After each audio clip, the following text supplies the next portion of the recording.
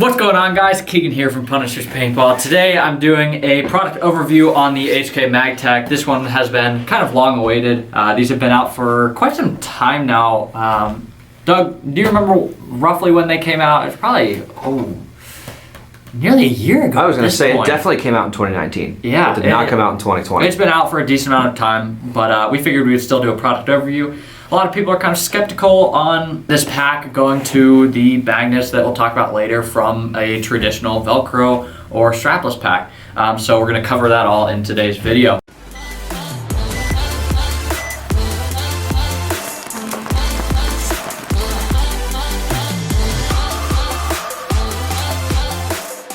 So getting right into this video and product overview, you have three colors as you see right here for the HK Army Magtek harness. You have the red, you have the black, and you have the blue.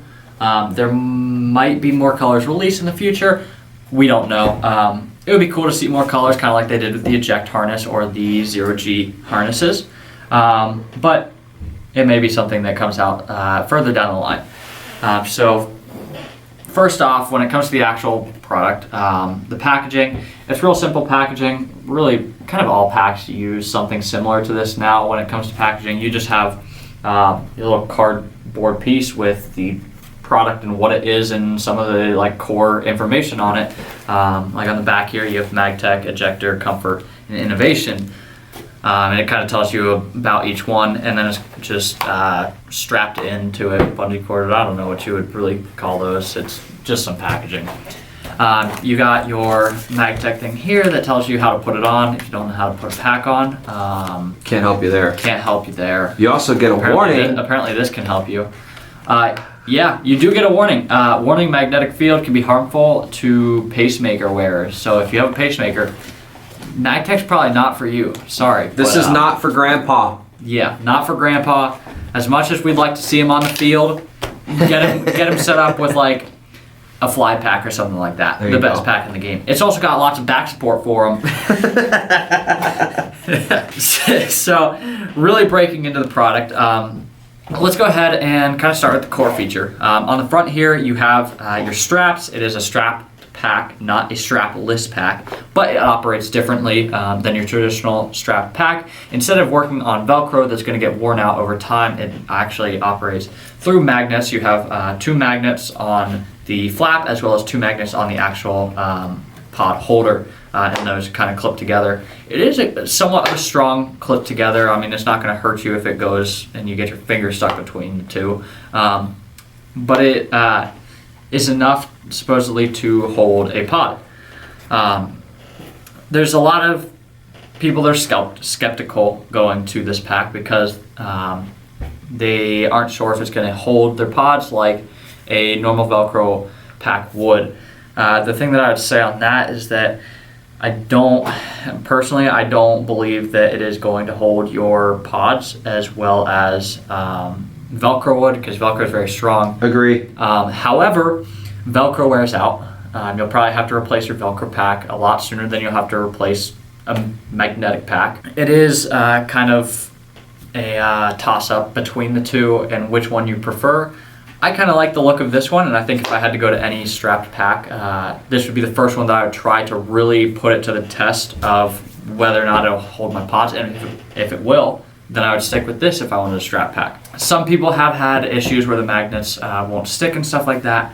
However, everyone that I've personally talked to, and not just seen videos on, hasn't had too many issues with it. I'll get a pod and throw it in there and kind of show you how strong it is. Keegan, you ready for your pod? We're going to do magic. Yep. In 3, 2, 1.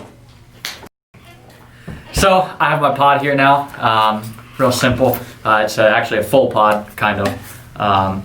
Just enough to dimple the balls, but not crush the balls and stick them together. So there's a little bit of shake to it. But let's open up one of these straps here. Throw it in. This does operate under kind of the same system that the eject does, where it has the straps at the top that are very strong on this pack. Is there something in here? Oh. The rest of the strap. I don't use strap packs that often. I used to. But it operates under the same thing where it has the very strong straps that are going to hold your pod in fairly well. So this is under a lot of tension right now, and as you can see, it is holding it in there. I'm really throwing some force down on that, and No, wait, ready? So let's see how well it ejects as well. Ready? oh, paint's going to go everywhere. Okay, so it doesn't eject way too quick for you to catch the pod on the way down. It's not violent. But it ejects enough to where you can kind of just slide it out. So let me just kind of do one more test with this for you guys. Let me get it. It is, these straps up top are really, have a lot of tension on them from factory. But if I kind of grab the pod, and if I'm trying to pull away from the pod, and I'm pulling with a lot of force, eventually it did give, but I put a lot of force before it did give. So it probably, for the most part, would be fine. I mean, with any pack, you're going to have a few minor issues, and you're not going to be able to save every ball you have. Unfortunately, I wish we could, but we can't. So with the Velcro pack, once you kind of wear it in, you're going to experience where the Velcro won't stick as well, and so you might have something similar to this. But I did have to give a lot of force to be able to break that magnetic field.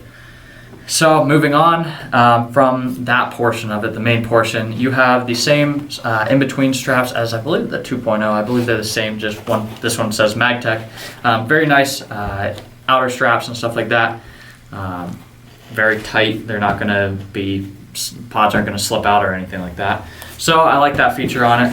The other thing that I will say, straps on the back are real nice. The thing that I really like about them, to be honest, is the fact that the secondary straps are actually thinner than the base strap because of the fact that when you strap down, you're not going to be Velcroing your shirt or whatever you have underneath, and it's just going to go on top. However, that also can cause issues where you don't have as much Velcro surface area, and so rather than covering the entire thing and having it all hold on, it could wear out sooner because it's thinner.